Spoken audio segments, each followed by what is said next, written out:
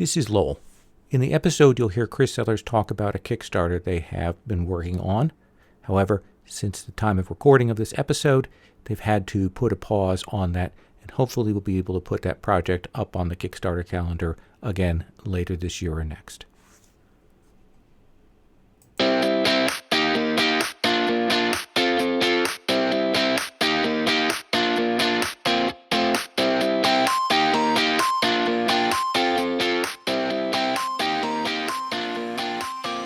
Hello, I'm Lowell, he, him, and welcome to another episode of the Open Hearth Podcast.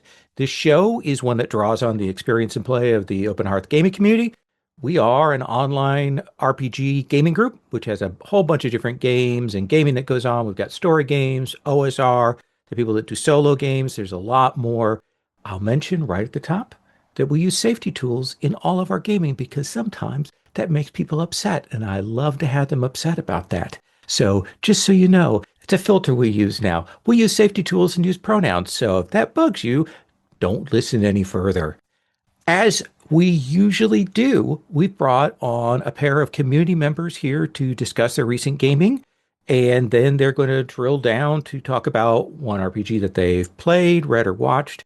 We have with us Chrys Sellers, author of Defy the Gods, and another game that they're going to talk about today. Chrys, thank you for coming on. Thanks, Flo. Happy to be here. And one of my favorite people, Jolene, a longtime player, who played with them many different things, interacted with them. They're a big Star Trek head like I am. And so I'm glad to have you on here, Jolene. Thanks, Lowell. I'm great to be here. I'm glad to be here. Either one. Both ones work. So for this first segment of the two that we do, this first segment, we go around and have everyone talk about how their recent gaming has gone, what they've enjoyed, what they have played recently, what they have coming up, and then we'll ask you about a particular game. So, Chrys, how has your recent gaming been? What have you played, enjoyed, looked at? It's been great. It's been consumed with my own games, which is sad and boring, but I've played Defy the Gods, I've played Raccoon Sky Pirates, I played Kevin Culp's scenario for Defy the Gods on the Open Hearth. With apologies to the gamers, I open-doored out of the last session, but it was a really good set of feedback that I've sent on to Kevin. Tomorrow, I'm going to play Scum, which is a wild, GM-less spy game by a friend of mine here in Columbus. It's forged in the dark, and it uses cards, and it is so wild, like this capitalist hellscape. I swear it's fantasy, and anyway, it's really wild, and I played Zenya's Wonder Tales, which is really fantastic. Oh, that's cool. But we want you to talk about a game, and you were like, "Oh, should I talk about this?" You have a Kickstarter coming up. You have a project that we talked years ago about the original of. So please tell us about what's going on with this. This Kickstarter is probably running when this episode drops. It's Raccoon Sky Pirates.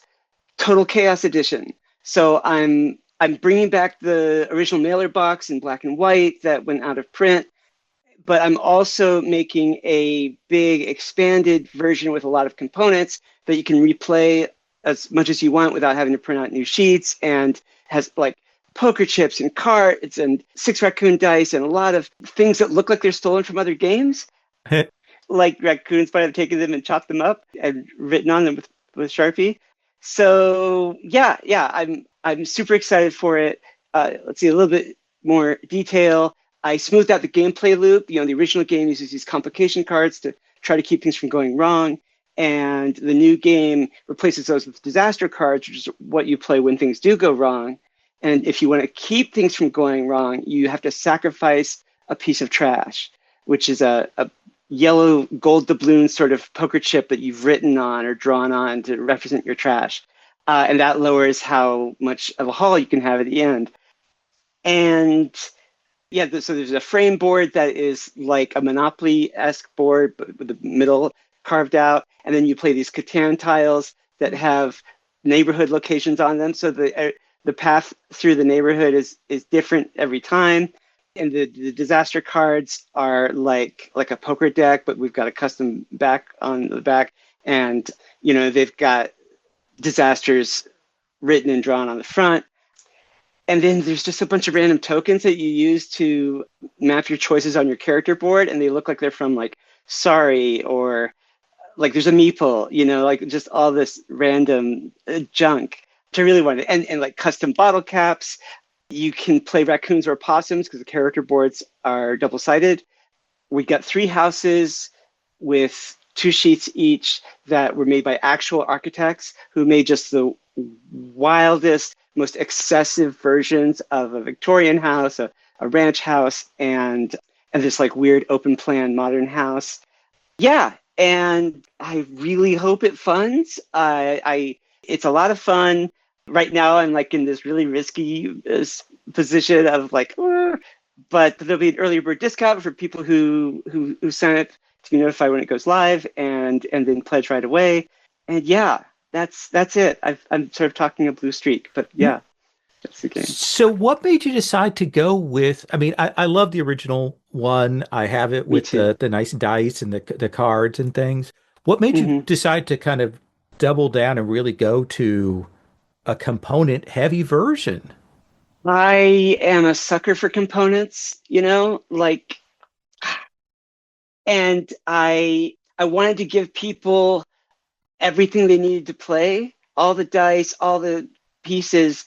And then I started getting charmed by, so once I was like, I just love components. And then I was like, what if they were all things that raccoons had stolen from other games? And then I just went out. I like with the original game, which was supposed to be just a zine, I just let things get out of hand. And there were some things that came up in the original gameplay. Like the more I played it with people, the more it was like, the complications cards are a little clunky, and the having to print out new stuff all the time. Like I also wanted it to feel grander, Yeah, I got out of hand. I let it get out of hand. That seems fair. Jolene? I also love fiddly bits. And like then there's part of me I'm like, oh, there's too many fiddly bits, but fiddly bits are fun. I mean, the original was so, in a way, it's like there's something great about how you get a whole big journey, voyage, and misadventure in this little box. And I want to make more games like that. But I wanted to give the raccoons their sort of, grand treatment.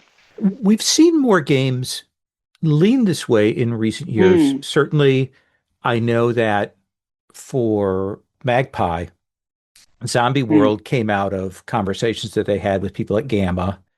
And then Xenia and was it Desperation? There are other games that have kind of leaned this way. How much has that affected, is that kind of a niche that you want to fit into, or what do you think? I wish I could say that the Total Chaos Edition was a card-driven game primarily, but it's just got so much going on. And like, I love Xenia's, I love Desperation, and the card-driven Fiasco, and all. Like I want to make a card game that's a spy card game. It's just totally card-driven, where the cards are like pieces of your identity and gambits you can do. And then I also have this weird idea for a real-time sword duel card game, but too many ideas. So like I love the elegance of that, and of course for the Queen, the ultimate card-driven game. So like I want to do that. Like there's an elegance to that. This game, it has great smooth gameplay. I wouldn't exactly call it. I think it's too big to be elegant. Right. The game that comes to mind is the Rocky and Bullwinkle RPG. I don't know if you've ever seen that. I haven't. It came out from TSR in the late days of TSR, and it is entirely stuff. Jolene, have you seen that? No? I've never heard of this. It is wild. There are puppets in it and spinners and all kinds of stuff. Like, it is one of the strangest, most experimental, and of course it came out from TSR like in I want to say the late 80s, early 90s, and so it did not do as well as it could have, but it's worth looking at that, because there is a tradition of these kinds of games that put a lot of stuff in the box in lots of wild directions. So I think that's great. Thanks. I'm looking up the Rocky and Bullwinkle one now, and that is wow. Isn't that wild? 10 hand puppets. Yeah. Yes. man, six spinners. Yeah. Like, And this is wow. early days when that kind of stuff, imagine what they had to do in terms of die and tooling and getting all of that. Yeah. So Oh, that's just wild to me. Well, I'm very glad you're doing this. I'm glad that Raccoon Sky Pirates did well on the first Kickstarter and that oh, you me sold too. through it. I know that can be a challenge and you got that all out the door. And how are you feeling about, let me just ask this, maybe a little tangential, but you got Defy the Gods out the door. How Yeah. are you feeling about that? Oh man, it's so good. I never thought it would be real. It feels so good. Really, I think 2026 Chrys has a lot to answer for to Hmm. 2025 Chrys because I'm doing this new Kickstarter so soon, like right when Defy the Gods just come out. It's like it's just out for general sale and IPR and stuff, and like, and then I had to go and try to do this one real quick. I thought it'd be easy, Hmm. like an idiot. So no, it's so gratifying though. Like that is such a song from my heart. That Queer Sword and Sorcery. Yeah, it's a great game. Awesome. That puts it out in front of people. So I'm very Yeah. excited to have you talk about that. Jolene, can I now throw to you to ask you Yeah. about what was your recent gaming like? Sure. I've been playing. So we've had this sort of. It was once a month game of Samurai World, which is a PBTA hack of Legend of the Five Rings, written by Hmm. Brennan Taylor, who's the writer of Bulldogs, a bunch of other things. He's working on so much stuff. But like, you know, because we were playing Marvel Heroic before that, set in DC, but the GM overhead in Marvel Heroic, when you're not playing with actual Marvel characters, is a lot. So Hmm. we needed a change, and we all love Samurai World because like its main thing is it has like a love mechanic where like you choose a secret love. And whenever like you're in situations with them and you have got to try because you don't want to express your emotions in that setting. So you've got to keep trying to you got to roll to contain your love. And that's like the crux of that system that makes it Hmm. so much fun. But like that's been a lot of fun. I've also been playing Star Trek Adventures, as you well know, since you Yep. are the GM. You know, I've said it so many times to you on in games, like that's probably the crunchiest game that I love because like you know me, I'm going like between sessions, I'm going in and reading all the rules. I'm like, all right, how does supporting characters advancement work? How does the creation work? Oh, there's all this stuff, and I'm like, half the time, like there's so many talents. I'm like, these talents are never going to come up, but Nope. they're fun, so I don't care. I made a lady all about supporting NPCs. So I'm like, yeah, I'm gonna make them better. And like there's like promotion and stuff. I'm like, this means nothing to any of us. But I love it. I've been in three games because there was Kitsugi. I briefly guest starred in the space station one, and like Tempest, I was just a guest star, and then like, hey, stick around. We like you. So that's always feels good. And recently I've been running capers on the Open Hearth. I'm bringing back our old comic book imprint. What was it? Hearthstone Comics, I Hmm. guess. Yay. So capers is a hack of masks that apparently was written on, I think, the Something Awful forums, like not long after Mask came out. The writer of it has since been banned by the forums. I randomly found links to PDFs that people did full layout for all the playbooks and the basic move sheets. So like their work like pamphlets and everything. And it's all about playing villains. And you know me, I love comic books Right. and like I love masks. And too many people get into the teenage side of masks when they're technically young adults. It does not say anywhere in the book that you are playing teenagers. But like this is specifically written like they say you're playing teenage supervillains, but I was like, no, you're just going to be playing the Suicide Squad. I created up my own fictional version of the Suicide Squad because like one of the things about supervillains is they don't mature. They will never grow up. They Hmm. will always be immature. They'll always blame other people. Like that's like because you're not, and you're definitely not A-lister supervillains, at least in mine. Like you are in the crux of the game. It's all about you're a group of supervillains that is working together to pull off jobs, capers, as it will, and it's got like so instead of like when you go into battle as a team, it's when you start a caper as a team. So like it does have the feeling at times where too much of the game is revolving around the job. So it's been hard to get just into the natural flow of like the banter between the characters or like what they do in the downtime. But like I also did force them in a Suicide Squad situation, so I just jumped them in the fray. But then like the way it's written is the players are supposed to come up with the major plot, and the GM is supposed to come up with all the obstacles that they'll have to overcome. And so like that works, I guess, on a long-term thing. But like when you're first starting off, I just found I ran this as a one shot before, and as the first session, I'm like, here's the major plot. I want to see what you all come with, what obstacles you want to deal with. And like the first session, it started off with Dracula is doing a ritual because he's getting married where he's gonna take control of every supernatural being in the world. And then like through investigation and talking and just dice rolls, it just decided to come out like, no, there's no actual ritual. He just loves this lady, but their contact in Transylvania wants to do a coup, and America's behind this coup, so you still have to do this job. And the alien player was like, we don't have to do this. There's no ritual. And like the other humans are like, we got to do the job. We have bombs in our heads. We don't have a choice. Suicide Squad is so good for a premise, you know? Because like Yeah, and like you got bombs in your heads, you got to do it. yeah, and like I love that comic so much because so much of it is about like the team never really grows closer together, but like they there's such good interactions between the characters in the comic, and Hmm. like just getting into the modern comics of it all, like Amanda Waller used to be such an incredibly written character. She starts off as the head of the Suicide Squad and has no time for any of the BS. And by the end of the book, she regrettably cares about a lot of the people that she's working for so much that she loses her role in the government and she just makes them she's just a mercenary team with them. Like she's going in the field with them.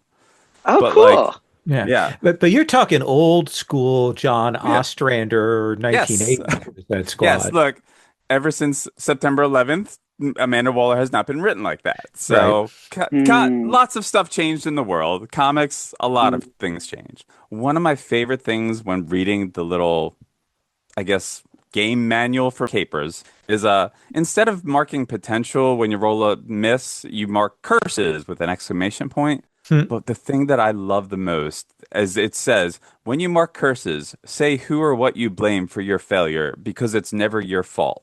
That is the supervillain mindset to a T. Totally. Totally. Because it's a fan hack, some things have had to be rewritten. Like when I first played it, they had like an extra move to cross off the planks, the obstacles, Hmm. basically.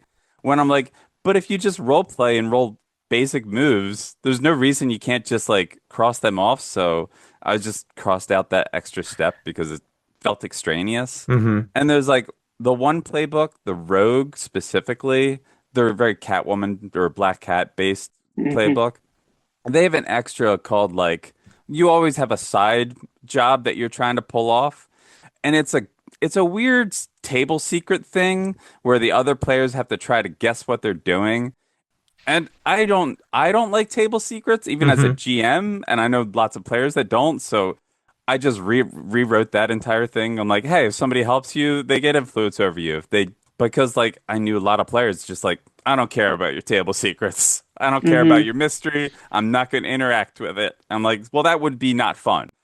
This way you can be in on their side bet and you'll just get a thing versus like having to guess yes or no and mark down who got guessed correctly. And then there was like another move of theirs where and the move because this member is called Fate is like the fickle mistress.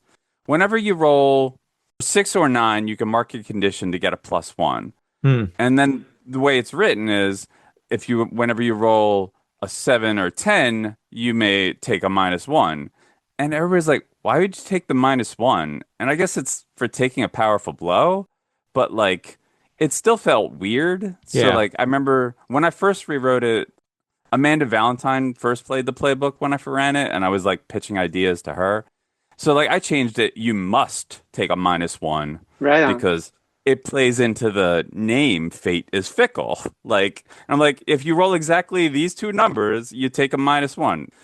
I did get feedback that players probably wouldn't choose it, but I don't know. So because it does make take a powerful blow very powerful Mm-hmm. if you get to Hmm. choose when you take a -1. Hmm.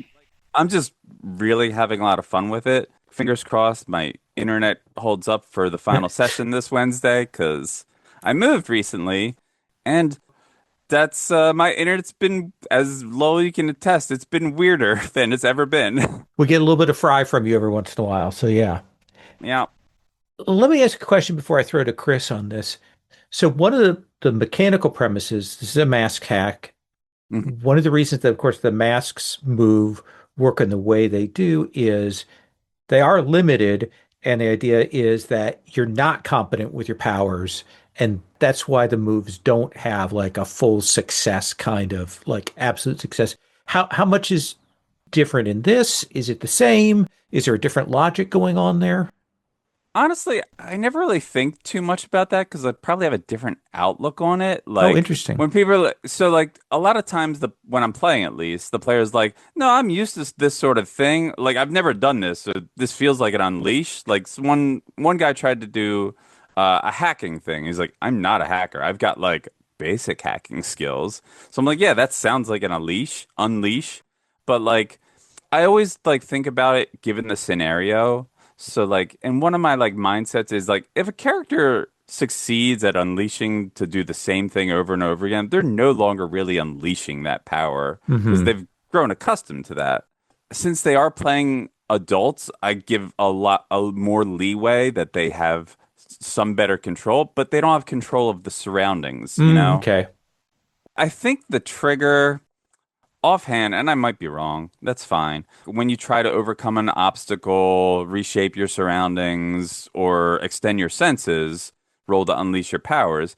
In the trigger, it doesn't specify, like, hey, you're not. In masks, it's way more about growing into your own. Right. But, like, in this, maybe it's Hmm. intended, well, like, it's intended to be about growing to become a better villain in a lot of ways. It's a play it by ear. Treat it the same way I treat influence. I'm like, oh yeah, this person totally has influence. A random kid on the street is not really going to affect a supervillain that well, the way that Hmm. same kid could affect Superman, because that man cares about Right. everyone. But oh, that's a superhero. You may hate their guts. You're still gonna care what they say because they probably kicked your butt a few times. Right. Yeah, I was going to say, I love what you were saying earlier about how they're never going to grow emotionally. Dr. Doom is still back in that college dorm room. Every time something goes wrong, he blames Yeah. Reed Richards for it.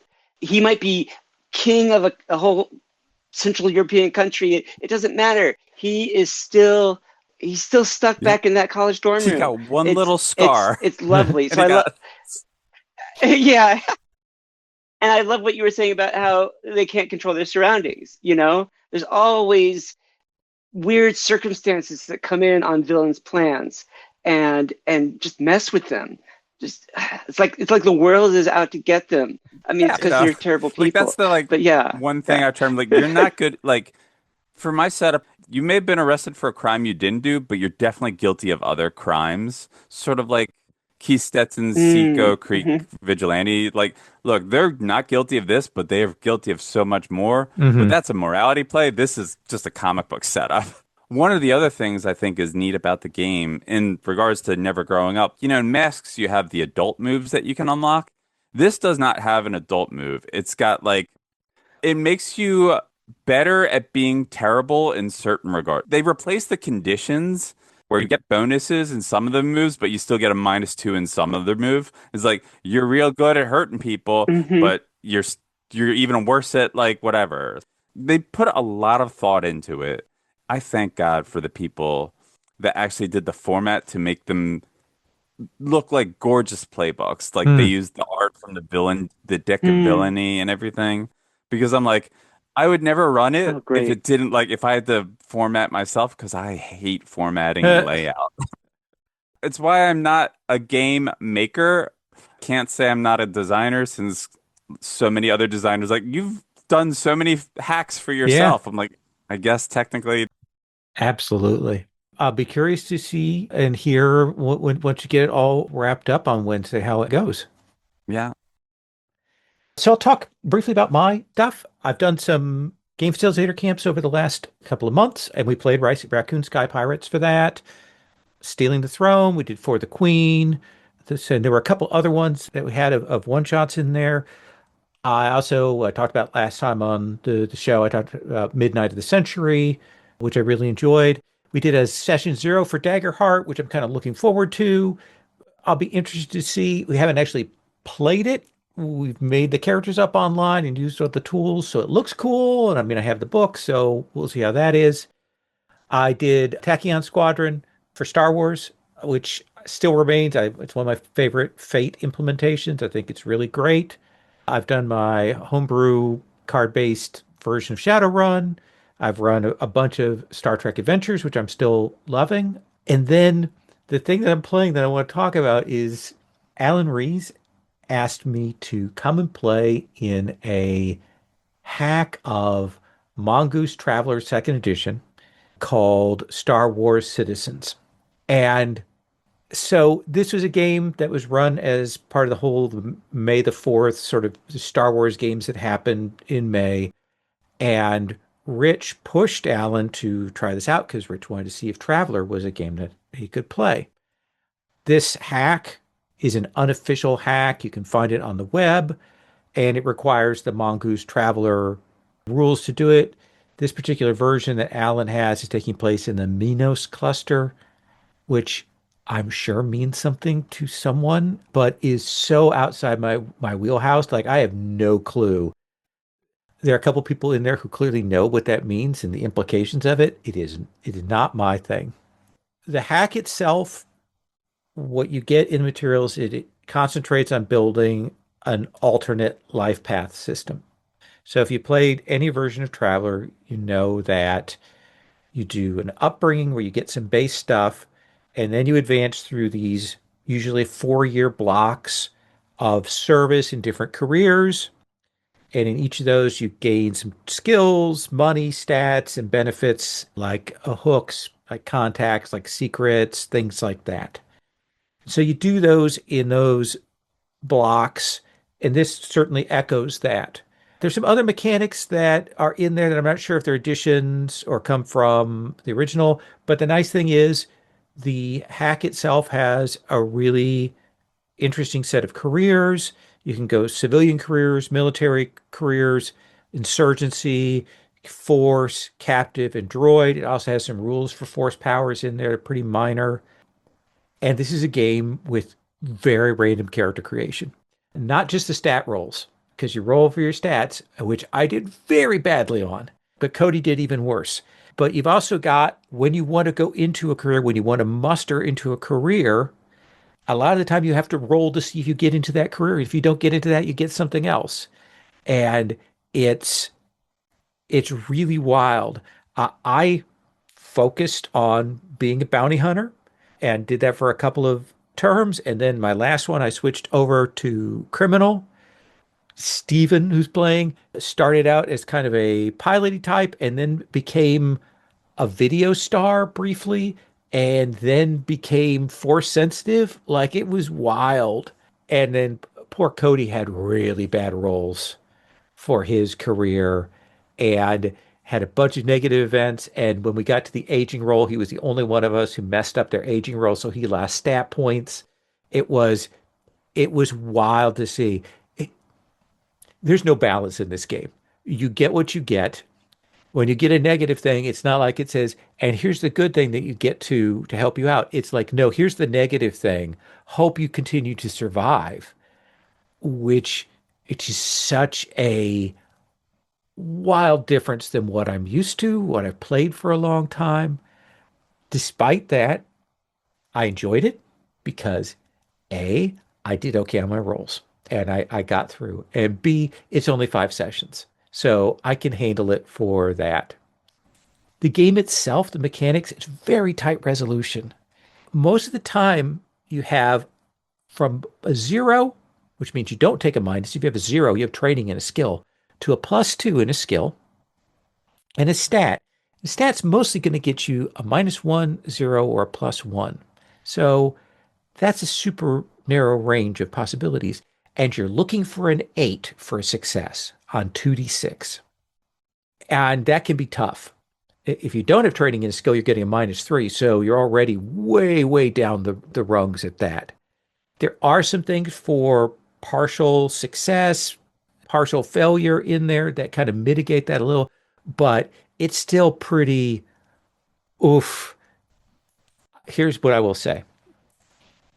I'm a dinosaur. I'm an ancient gaming dinosaur. I played Traveller, various versions, made up characters back in the late 1970s when it first came out. I played it. I played a bunch of Traveller, didn't play it since then. But I also knew coming into this that this is going to be an unforgiving game. So every opportunity that I got, I sunk into ranged combat. And I am not just good, I am the best at ranged combat. And I stay back and I shoot things at a distance. That way I will never get in the midst of anything else. I have a couple of other skills, like I have stealth and seeing things to complement my wanting to shoot things at a great distance. I'm very mono-focused. And it's wild.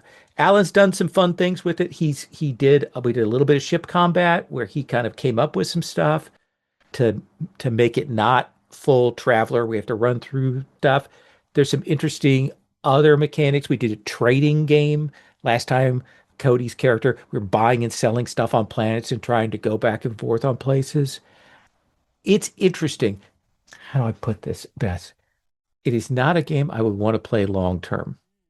They would like to play it another cycle of this. I could do this in chunks. I could play this in bite-sized segments, but I cannot conceive of playing this long term and enjoying this. And I mean, I do some crunchy stuff. I play 13th Age. I play 2D20.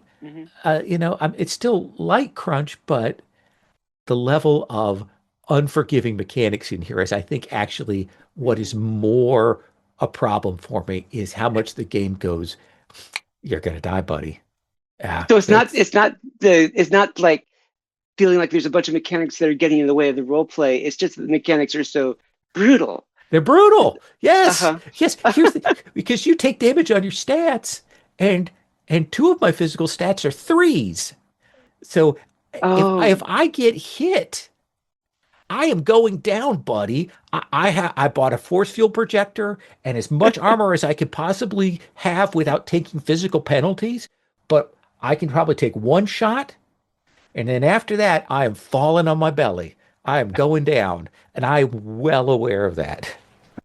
Well, if you go against stormtroopers, you're fine. Yeah, as I'm hoping, but yeah. We've been fighting bounty hunters. The one they're a little more accurate. Yeah. So.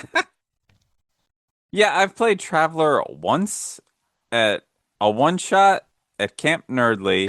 There were 12 players. We ran through character creation. It ruled.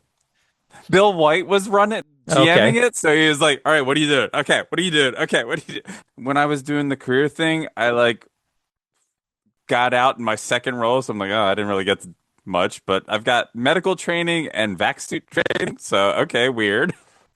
But one guy ended up being, I think it was Mel White, ended up being like a Duke, because he just kept aging up and and like one person was geriatric. Multiple people died of old age in character creation. Okay. So I'm like, yep, that's what little I know about Traveller. Yeah. I love the idea of a life path. Like I love, I love that. Like Cyberpunk does that. RuneQuest does that. There was one edition of Star Trek that did it. Star Trek Adventures has a little life path thing. Okay, there's a couple steps which I quite like. Yeah. It needs more. It needs some more tables for that. That's my opinion. But yeah, not enough. Not enough. I love a life path too. I think it's great. Yeah. It feels like you're watching your character actually progress. But when it's brutal, it's like the gloves are coming off, Yeah. Yeah. Mm-hmm. Yeah. I'm interested in, I don't know, you two might be interested. I did Traveller character creation once, and unfortunately that group fell apart, so I never came back to it. But I'm looking forward to Intergalactic Bastion Land. Do you guys know this? Oh yeah. Chris McDowell's Into the Odd take on Traveller. I will be very curious because I do see that there are some wonderful things you could do hex crawly wise and Hmm. rumors and Hmm. patrons and stuff. I can see how that could work. He's got he doesn't have a whole life path. I mean, he's so condensed, Right.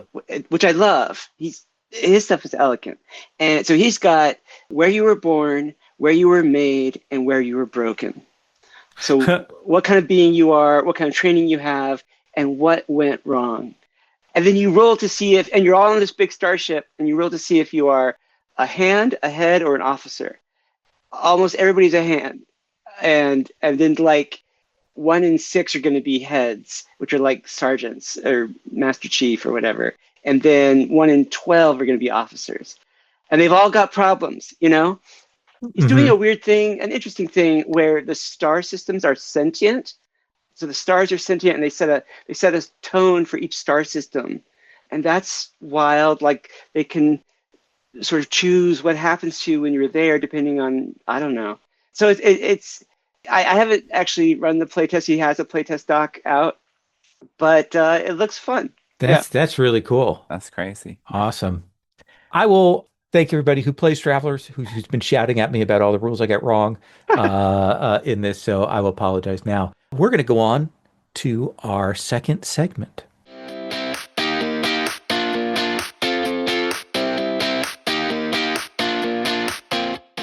Listeners, in this second segment, we ask everyone to talk about something that they're really digging right now and why. So, Chris, what is giving you life? It's giving me life. I just love that. Sorry. Okay, so I just read Stag Dance by Tori Peters. It's a novel and 3 short stories, and it is amazing. She wrote Detransition Baby, and this, like that, is full of messed up, self-destructive trans characters, trans women, and they are so real. And I feel called out by each of them. I feel seen by each of them. I feel like in reading about these really messed up relationships and people, I'm like, okay, that is a kind of trans woman I can do. Like it brings it into focus more, Hmm. and it's not just focus, but like it shows all the different, like this wealth of options for the kind of trans person to be. It doesn't depend on a Pollyanna world or a happy ending. It's just like you got all these choices, girl, and I love it. Hopefully, I won't be as self-destructive as those characters, but it's great to read about them. And she writes just such punchy paragraphs. So I was saying, buckle up, take a breath, and let her take you on a ride. Awesome. I'll make sure you get me a link so I can put that in the show Sure. notes so people can track that down. And Jolene. So yeah, I said earlier I moved recently. I've moved Hmm. now to South Philadelphia from where I lived in suburbs most of my life. I lived in Northeast Philly until I was like maybe 7 or 8, and then we moved out to the suburbs. So like, it's great to have like my own little place. Like I had an apartment for a while, but like now I've got like a 2 bedroom house. I've been Cool. decorate, but like the thing that's like just so different for me is, oh, I need to get groceries. Oh, I can just walk to the grocery store. I can just walk to any restaurant, any sort of restaurant. Ah. There's no German bakeries near me, so that's a little sad because like I grew up with one around the corner and like learning how to use public transportation. So like yesterday Ooh. I used the bus by myself for the first time and I've missed my stop because I didn't know when you're supposed to pull the cord. No, Mm. that was the second bus ride. The first one was easy because lots of people got off on that stop. So, Hmm. but like, so it's there's just like a lot of new things, and like I'm still, it's also draining my life because it's exhausting when you're doing the move and the Mm. unpacking, and I've still got Mm. like some unpacking to do. But it's just great, and like as I mentioned, the changes in my internet have been frustrating. So, Hmm. I have such a crush on Philadelphia. I have this like dream world where I moved to Philadelphia. Plus, when EXP is there, a lot of talented role-playing game designers are there and artists like Robbie Burns. And I so I was out there just God, a few weeks ago, I think, and I just love it. So I'm jealous that you got to move there. Come on out. Yeah. Yeah, right on. There's a big indoor market thing in downtown Philly, isn't there? There's Yeah. yeah, Reading Terminal Market. Okay, yeah. Yeah, that's right across from the Market East. Or I'm sorry, Jefferson Station. They sold the name. Oh, I worked an academic con there one year, and that was the best part of it was being able to go over there. Yeah, And yeah, so, it's great up until 6 p.m. when it closes and you all can't get dinner. It's a right. lunch thing only, Oh, breakfast and okay. lunch. But like okay. yeah, one of the funny like as the joke about Market East and Jefferson, as a joke about Philadelphians, like even though it was suburbs, we do not adapt to change. Like we still refer to ATMs as tapping Mac, and a Mac machine was a very Philadelphia thing. I still have a deck of cards that is Mac machine branded cards. Oh, that's wild. Yeah. So I'm going to talk about what has been giving me life.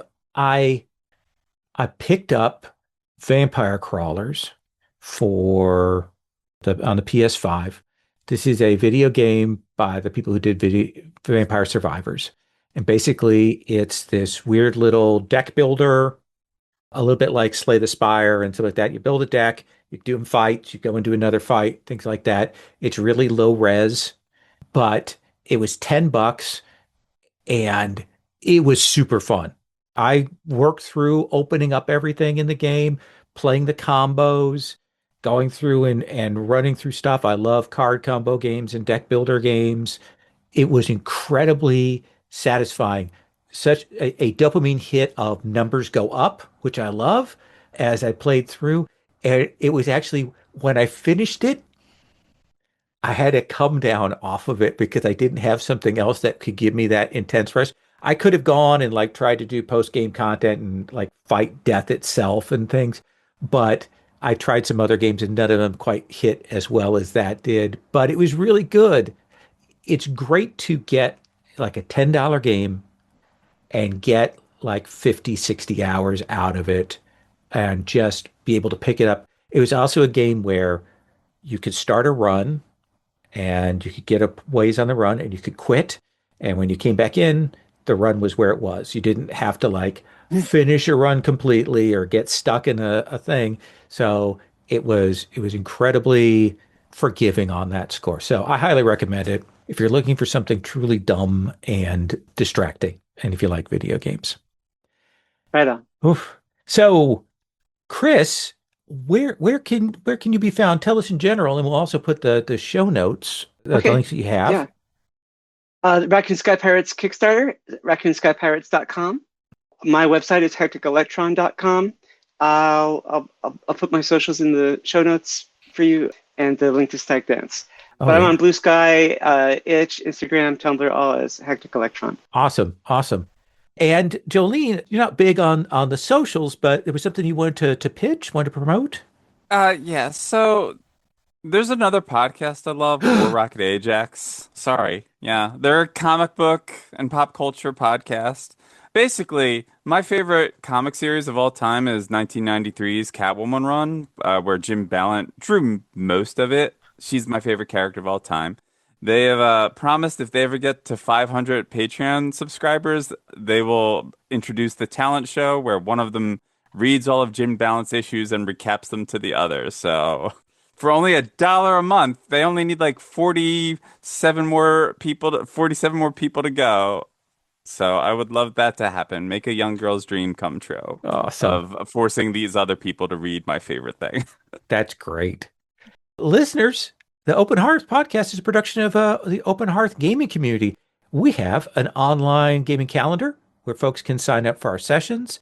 If you've enjoyed this show, you should consider supporting our Patreon at patreon.com/Open Hearth Gaming. We have a Discord. We're on Blue Sky, Tumblr. We're also on Dice Camp, Mastodon. You should come and check us out.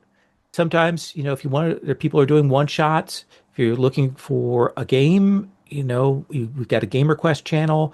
Want to try something out? Sometimes there are GMs watching that and can get you into a game. If you play with us a couple of times, then you're welcome to come and run with us. We're doing an open gaming weekend. We've done this every year. Shared Hearth. We're going to be doing that at the beginning of October.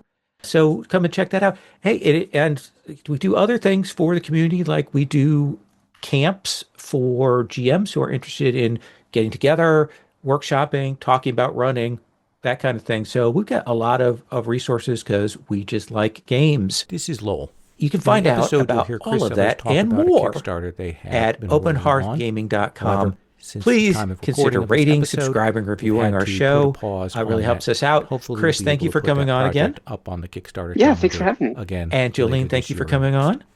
Thank you for having me. And listeners, that is our show.